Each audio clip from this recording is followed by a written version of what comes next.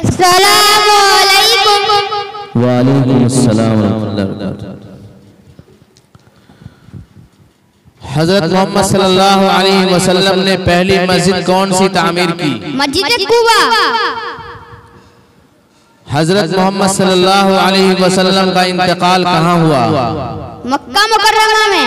इंतकाल कहाँ हुआ? मदीना मुनव्वर में।